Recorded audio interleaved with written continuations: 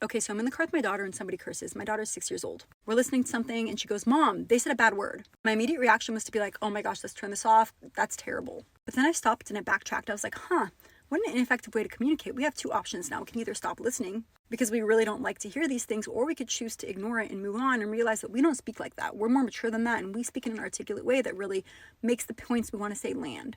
What should we do? So the reason I did this is I realized that people will always be cursing around my daughter. Whether or not I'm in the car, she's going to hear things I don't want her to hear. I can trick myself into believing she's going to be in a car with her friends one day and say, hey, let's turn this off. They said a bad word, but she's not. What you better believe, though, is I'm going to make sure she knows that there's always a more effective way to talk. People can choose how to communicate, but she should communicate in a way that's effective and aligned with her values. Because I feel like as parents of young kids, we work really hard to protect and bubble our kids into these realities that just don't exist outside the confines of our own cars or homes.